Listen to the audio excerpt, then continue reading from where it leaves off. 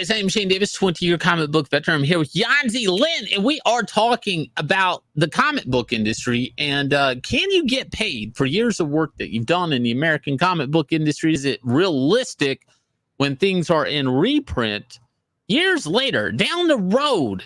And let's pretend the company's making millions of dollars off your reprint. Are you owed money? And according to Larry Hama, no. Larry Hama says he doesn't get royalty payments on his G.I. Joe reprint. Now, why is the G.I. Joe reprint important? Well, because it made what did it make? Over $3 million? What was the final number? Almost $4 million. So Skybound, which now holds the G.I. Joe comic book license, they did this Kickstarter where they reprinted all the 80s Marvel Comics work of G.I. Joe in this really big collection. Okay, it's very nice, letterbound and everything. And it raised a total of $3.8 million. It actually exceeded the campaign total for Neil Gaiman's Good Omens graphic novel by almost $700,000. And this also beat Berserker, okay? Like Keanu Reeves' #1 Kickstarter, okay? So keep in mind, I just want to put this in focus. And it had a commercial with Larry saying like, hey kids, this collects all my G.I. Joe work. Now, this is kind of sad. I'll be honest. A lot of people were talking about this campaign. A lot of Joe fans were excited. You see Larry Hama in the trailer like, oh, okay, you just assume, your brain kind of tells you like that guy's getting taken care of. I'm happy that this thing's making a shit ton of money because the creator has attached himself. His face has been attached to it. And I started to wonder, I was like, well, what about all these guys that drew these issues? Like, how is this breaking down? Now, let me tell you, working in comics for 20 plus years, I'll tell you, there is usually a work for hire royalty statement. When I was at DC Comics, every job I did would break down what my royalties would be. And even like if I just pitched in on like 2 pages on JLA or Action Comics, which yes, I did work on Action Comics, so for 2 pages, I get paid for those 2 pages. I get paid for those 2 pages whenever it's reprinted, a digital or anything like that. If it accumulates any money, DC Comics can break it down to those 2 pages, to just those 2 pages, and I get some money. Not really that much, but I get paid, but not Larry Hama. So why is this? And the truth is, from me being a comic book historian, actually just talking to a lot of older comic pros, all the way from Joe Kubert to Jim Starlin, I can tell you older creators are oftentimes taken less care of. Now, Larry Hama is going to talk about how like there's 17 countries outside the US of A that he gets no money for Wolverine material at all. The overseas stuff, when Marvel and DC sells overseas, it's a free market. They don't owe anybody jack. DC actually tries to pay. Here's the trick. DC actually does pay for overseas royalties, but if you will talk to your creator to the left and right of you, we all magically get, if we're a penciler, the same number. How does that work? How do we generate the same number? And I don't mean number of sales. I mean the cash payout. Doesn't make a lot of sense, right? It's fishy bookkeeping. So the overseas stuff, it's really impossible to audit or track. If you work at DC, they will pay you something, but DC's oftentimes try to just do a little bit better than Marvel. Now, the real thing that's really effing Larry up here is, at least in the case of G.I. Joe, is Hasbro, right? Is that it's not even when this book was printed at Marvel, Hasbro was the actual license holder. And I have talked to people that have worked on books like My Little Pony and stuff, and they don't get paid for reprints. They get paid the page rate. And I'm like, why do you do this job? And they're like, well, because it generates a lot of fans and they buy a lot of my original artwork. And that's really where I make my money. Those books can be printed 25 years down the road. You're not getting anything. They're just raking in the money and they're keeping the IP out there, and it, maybe generating new action figures and stuff like that for Hasbro. But the real thing here that I really want to plant in people's head is what happens when these licenses start to switch publishers. In this case, we've talked about IDW losing G.I. Joe, but it went to Skybound. And in this story here, Skybound, knowing that they needed a human element to crowdfund, look, I'm going to say they were generous here in a way, But I do know from my days in crowdfunding, go back Inglorious Rex Volume 3, right now, funding 2 weeks in, $146,000. That I know from my days in crowdfunding that you need a human element there. And the human element in selling this would be Larry Hama. Now, how did Larry Hama get compensated from Skybound? By signing book plates on a very high tier in this campaign. They were able to pay him something. Going into this crowdfund, they don't know what they're going to raise. I don't know if anybody thought it would raise almost $4 million. So did Larry get paid correctly for advertising this campaign? That is the question. Now, if this campaign, maybe it raised like $400,000, $200,000, Larry would probably be like, hey, yeah, signing those book plates, great. But those book plates sold out. There were limited stock of them, and they sold out right away. So because they were sold out, unless I'm wrong, because they were sold out, it was capped what he could get paid. And it could just keep raking in millions and millions and millions of dollars because a lot of people came in and just bought the book set. They didn't go high end and get the book plate there and stuff like that. There was some limited edition tiers. I'm pretty sure Larry was involved in them that sold out day one. So that was the cap for him. Skybound's probably left in this weird situation, a licensing deal where Larry doesn't have to get paid.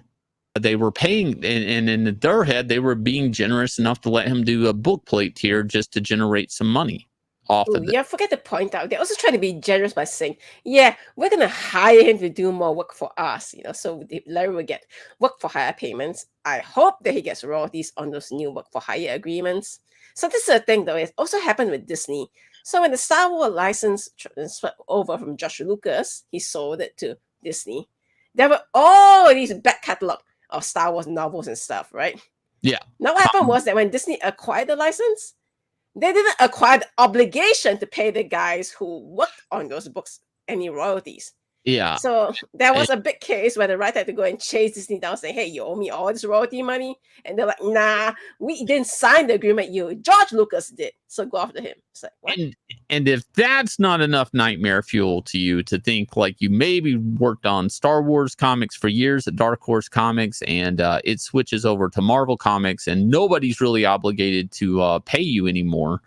Metaphorically, think of it, it's like a game of hot potato, but you're the guy trying to catch a potato between two people throwing the hot potato back. But the hot potato is your royalties.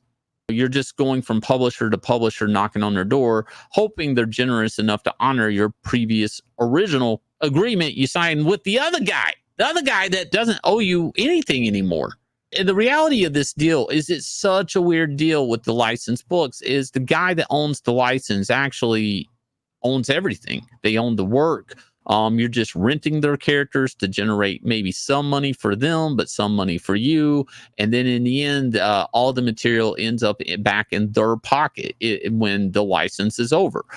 Now, here's the big nightmare fuel in this whole situation. Imagine you've been working at DC Comics for years, like myself, and one day they decide they're licensing out their comic book branch to Dynamite Comics. You're going to say, Shane, that'll never happen. Well, Warner Brothers has licensed IPs to them, like such as Space Ghost and Thundercats and Johnny Quest. Those are all Warner Brother IPs now that Dynamite's publishing.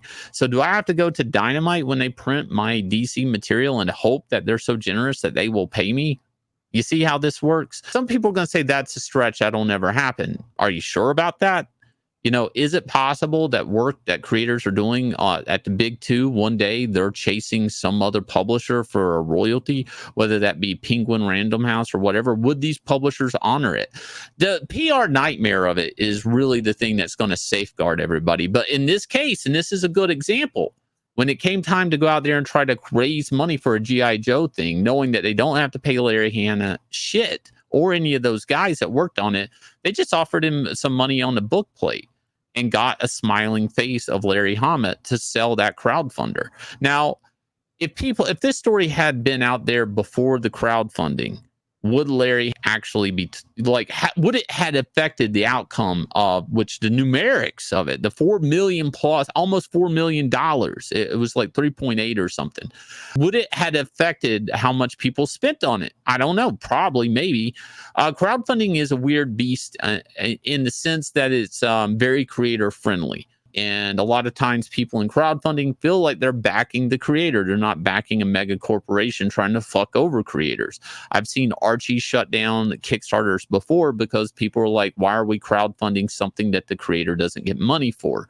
And in this case, you know, Larry was there in the video doing commercials for this. So I'm not exactly sure like how the G.I. Joe community would feel about this. Would it had affected the whole campaign differently? Is there a reason that he just doesn't get paid his percentages? I don't know. It's a really weird situation. I feel for all the creators in these situations, but you know, licensing work is dicey. I've myself only ever really worked on a few licensed projects, mainly Marvel and DC work. And one day I could run into an issue if they decide to license out the publishing to another company. Now, chances are the parent company is still going to have to honor my agreements because they still own the IP. I guess, you hope. I don't know. Like, that's the thing. That's why I strongly suggest, in this case, you know, Larry's doing more crowdfunding books of his own. People should take time. If you're a comic artist with talent, a comic creator with might, maybe invest into your own IP. That's what I say. What do you say, Yanzi?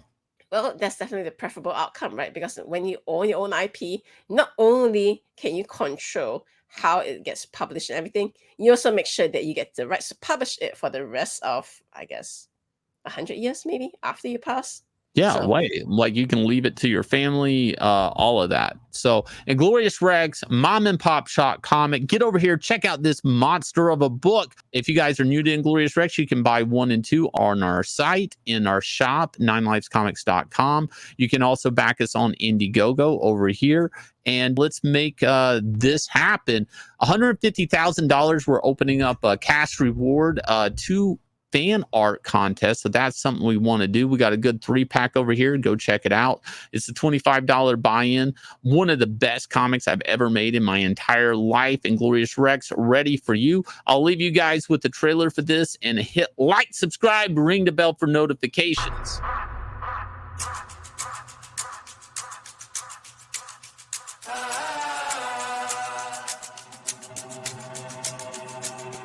Yeah, I ain't gonna lie to you. Truth always hurts worse. Doing good till first, reverse, now you last. Blast of the past. It's cool though. Last card player right. Uno. We never let up. Been down forever. Sick man, we fed up. Know that we tired. Wake up the beast that's been sleeping inside. It's time to ride. We ready to slide. Hard-headed, I will not listen. If you do not get it, that's your bad. Keep up in the sky like we see you feet up. Metal meets metal, it's no keeping up. Sniper division, it's no seeing us. This here is earned, ain't no hookups. Swift